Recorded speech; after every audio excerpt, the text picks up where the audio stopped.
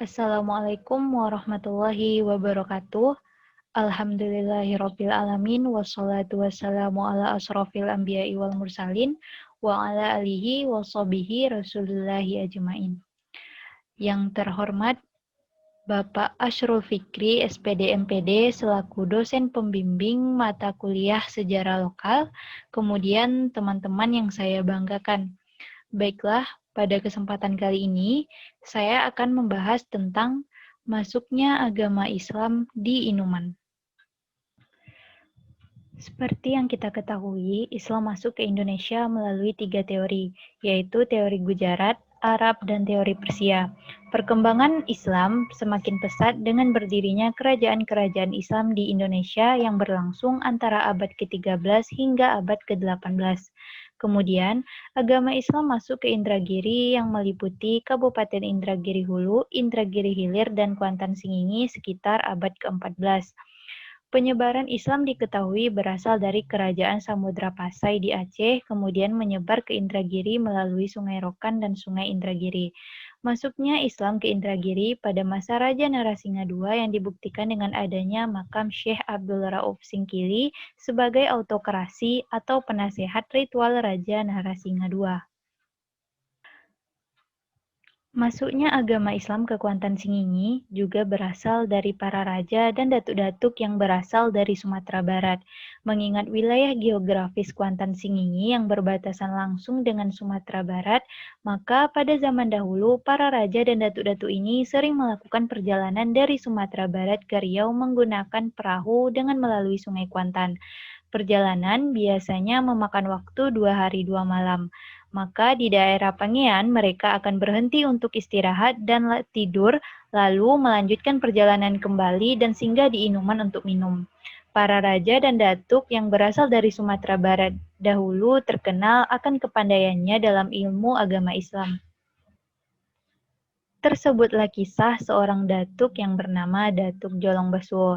Datuk ini melakukan perjalanan dari Sumatera Barat dan singgah di Muaro Pamoke yang pada saat ini menjadi tempat diadakannya Festival Baju Jalur di Kecamatan Inuman, Kabupaten Kuantan Singingi.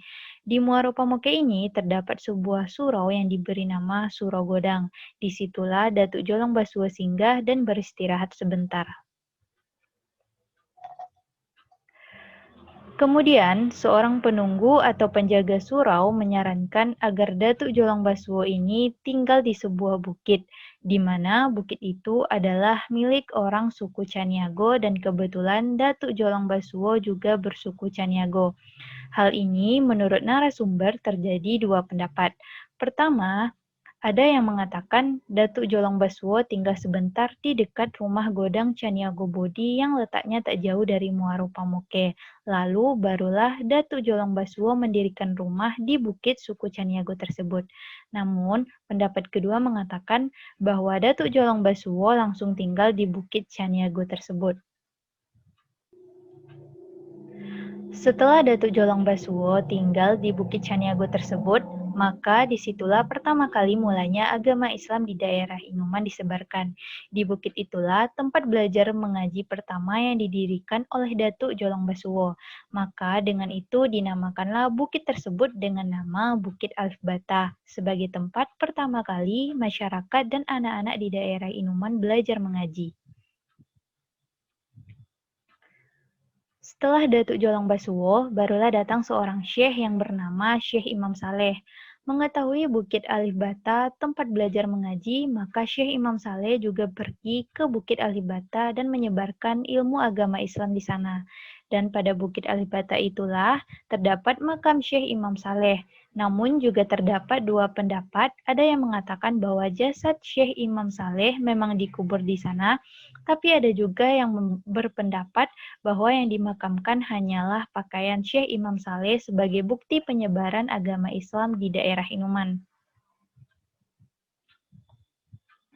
Dengan bukti makam inilah, Syekh Imam Saleh lebih dikenal masyarakat setempat sebagai penyebar agama Islam di Inuman daripada Datuk Jolong Basuo. Padahal, Datuk inilah yang pertama kali membawa ajaran Islam ke Inuman. Sebenarnya, nama Datuk ini bukanlah Datuk Jolang Basuo. Namun, dikarenakan tidak diketahui masyarakat siapakah nama asli Datuk tersebut, maka diberilah nama Datuk Jolang Basuo. Kini, Bukit Alih Bata seiring berjalannya waktu dan pelafalan masyarakat setempat dalam kehidupan sehari-hari, maka nama bukit sedikit berubah dari Bukit Alih Bata menjadi Bukit Limpato yang menjadi tempat pertama kali orang zaman dahulu belajar mengaji dan sebuah peninggalan sejarah berupa makam Syekh Imam Saleh sebagai bukti penyebaran agama Islam. Kini, di dekat makam Syekh Imam Saleh pun sudah berdiri rumah Godang Caniago dan masyarakat setempat akan mengadakan doa kuburan di rumah Godang tersebut setelah 6 Syawal. Nah, itulah tadi ulasan tentang masuknya agama Islam di Inuman, sesuai dengan paparan narasumber yaitu Ibu Masnah. Baiklah, hanya itu yang dapat saya sampaikan. Lebih dan kurang, saya mohon maaf. Dan saya akhiri dengan wassalamualaikum warahmatullahi wabarakatuh.